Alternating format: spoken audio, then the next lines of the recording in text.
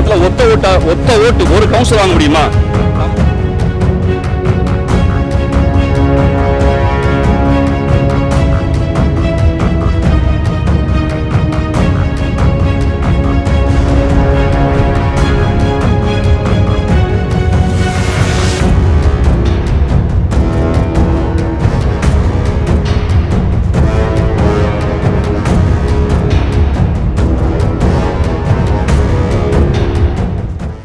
முள்ளை முள்ளால் தான் எடுக்க வேண்டும் என்று சொல்வார்கள்.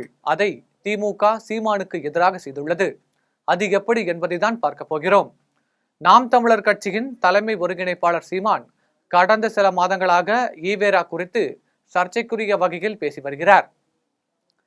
சீமானின் பேச்சுக்கு தமிழகம் முழுவதும் உள்ள ஈவேரா ஆதரவாளர்கள் கடும் கண்டனங்களை தெரிவித்து வருகின்றனர். திமுக கூட்டணி கட்சிகளும் சீமான் பேச்சுக்கு கண்டனம் தெரிவித்து வருகின்றனர். ஆனால் ஈவேரா குறித்து சீமானின் பேச்சுக்கு இதுவரை திமுக நேரடியாக எந்த பதிலும் அளிக்காமல் வாய் மூடி மௌனமாக இருந்தது. இந்த நிலையில் நாம் தமிழர் கட்சியை சேர்ந்த 3000 நிர்வாகிகள் சென்னை அறிவாலயத்தில் முதலமைச்சர் ஸ்டாலின் முன்னிலையில் திமுகவில் இணைந்தார்கள். இதில் பேருக்கு கூட நாம் தமிழர் கட்சியின் பெயரை முதலமைச்சர் ஸ்டாலின் சொல்லாமல் இருந்தார். அக்கட்சியின் பெயரை சொல்லி தனது கௌரவத்தை கெடுக்க முதலமைச்சர் விரும்பவில்லை.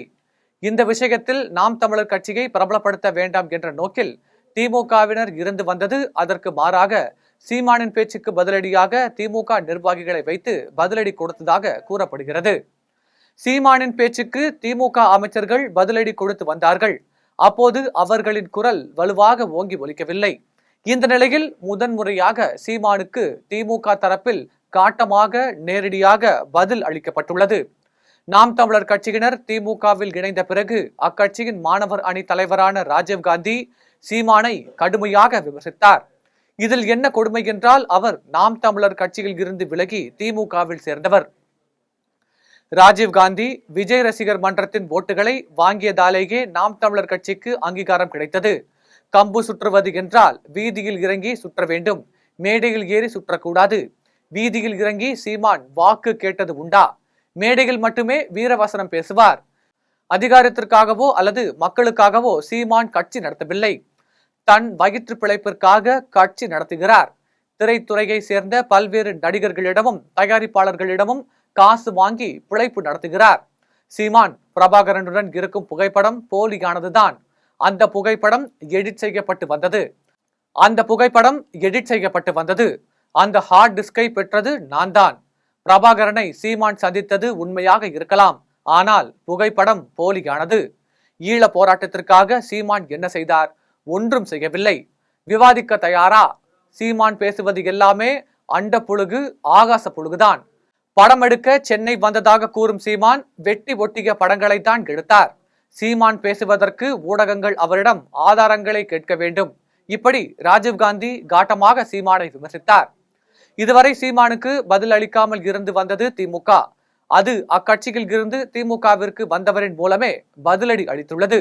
இப்படி ராஜீவ்காந்தி சீமானுக்கு பதிலடி கொடுக்கும் முன்பாக சென்னையின் பல்வேறு இடங்களில் அண்டப்புழுகோடு இனி இருக்கப் போவதில்லை என்ற வரிகளுடன் போஸ்டர்கள் ஒட்டப்பட்டிருந்தன.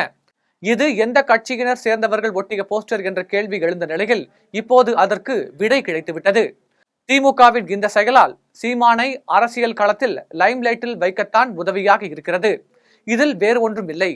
கருணாநிதியை விட ஸ்டாலின் ஈவேராவை அதிகமாக தூக்கி பிடித்ததால் திமுகவிற்கு அதிக சேதாரம் ஏற்படுவதாக அரசியல் நோக்கர்கள் சொல்கிறார்கள். உடனுக்குடன் அப்டேட் தெரிந்து கொள்ள ஜெம் டிவி தமிழ் ஆப்பை இன்ஸ்டால் செய்யவும்.